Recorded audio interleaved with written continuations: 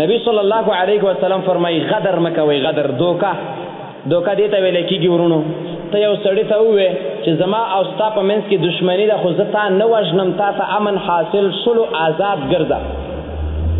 لکه وایي عفو اعلان شوله، بیا هم کور دی ودانې زمونږ پاچا صاحب بیا وایي عفو اعلان کړي، دوباره بیا ښه خبره ده، الله د عمل کولو توفیق ورکړي. مسلمان چې کله چاته ډاډ ورکړي چې تا ته به امن وي او ته به نه وجل کېږي او نه به تړل کېږي، نبي صلی الله علیه وسلم فرمایي د خپلې خبرې ته ودرېږئ او غدر مه کوئ. ګورئ صحیح شوله. دویم نبی صلی الله علیه وسلم فرمایي ولا تغلو، په مال غنیمت او مال فیه کې خیانت مه کوئ. مال غنیمت او مال فیه کې خیانت مه کوئ. رښتیا ویم غوږ ورته کېږدئ، رښتیا ویم غوږ ورته کېږدئ. کونړیان امپور پیژني؟ پاتې کوم کونړی طالب دلته ناست پاتې امپور د سره شته؟ ولسوالۍ کې د چا څه شته؟ څه شلو؟ الله مخې له به ورتلل وي. ها په دې ځان پویه که ګورئ، د الله مخې له ورتلل د ټوپک نه چلېږي، برید نه چلېږي. ګورئ الله ته دا بدماشي نه چلېږي زه په څېړۍ لاندې ګرځېدلی وم. څېړۍ میړۍ احترام نه لري، ګورئ عمل احترام لري. الله دې تاسو په حال باندې رحم وکړي. زه په دې ځای به بیا هم ولاړ یم بلې جمعې کې انشاءالله تعالی. که چېرته ملک الموت رانه ساه او روح نه واغېستې، ګورئ هسې تاوېږه را تاوېږه مه.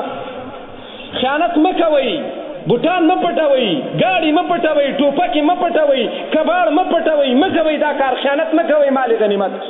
خو پیغمبر علیه السلام به مازدیګر کې چکر ته تللو، صحابي ورسره تلو، طالب تېز مزلې کولو، جرأتمند پیغمبر و، سست پیغمبر نه و. دا طالب یې غلی غلی را روان دی، نبي علیه السلام ویل تباه شي، هلاک شي، برباد شي. دومره د ټینګې نه وي چې دا طالب خفه شو. نبي علیه السلام ورته ویل تېز شه. وایي زه خفه شوم. ولې خفه شو؟ تا ما ته ولې خیرې وکړلې؟ وایي ما خو تا ته نه دي کړي که نه. دا قبر والا دی نه د جهاد کې یوه کمبل پټه کړې وه. شی پټه کړې ورونو؟ کمبل یې پټه کړې وه. کلاشنکوف نه و، امپور نه و، رینجر نه و، امبي نه وه، ډالر یې نه وي، بوجیګانې د مؤسساتو نه وي. ګوره یوه کمبل د ټوټې پټه کړې ده. وایي دا دې هلاک شي، اوس دې تاوده او لمبې دې خېږي او سوځي، 2 منټه صبر یې نه شو کولی. بیا ورپسې صحابي روان شو. د الله پیغمبر فرمایلي خیانت مه کوئ، د چا په مرۍ کې چې سا ده او کړی دې توبه وباسئ. ګورئ که داسې ورلی تباه او برباد وي. ما سره د جهاد یوه بستره پرته ده، یو را سره شاته ټاپ پروت دی او یو را سره د لوګي بم پروت دی. دا ټول په اجازه پراته دي. نن هم که ته صحیح جهاد کې چې دله درې کړم. ورونو ګوره د دې شي نه اجتناب پکار دی. ارمان دی چې دا جومات مو د دې ورونو ډک وي او موږ دا خبرې کوله. جومات کې څوک نشته دی، بدلون راغی خو په صف کې را نغللو. شته په صف کې بدلون؟ دا د خفګان او د قار دواړو خبره ده. ګورئ دا د اسلامیت او د افغانیت دواړو خبره ده.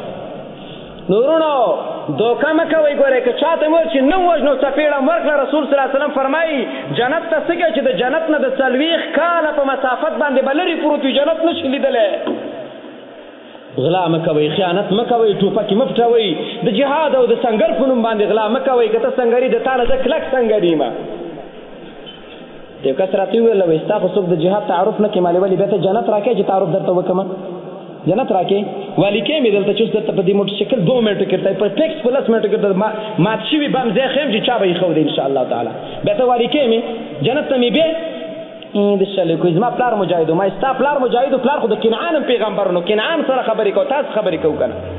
ورونو ګورئ که چا دوکه وکړه مسلمانانو کې، نبي صلی الله علیه وسلم فرمایلي به جنت ته نه ځي. غدر مه کوئ. چا چې غدر وکړلو دا انسان به الټه کړی شي او د دې په بدن کې هغه ځای چې لا دم نه دی لیدلی او چا ته یې ښودل هم نه غواړي چې ویني، هغه ځای کې به ستر یو غټ بیرغ ولاړ وي او بیرغ عموما په داسې ځای کې ولاړ وي چې ټول خلک ورته ګوري.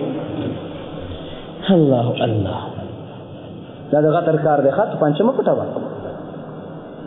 یو کس راته ویل ملګري وایي په بیرغ کې بوټان اچولي.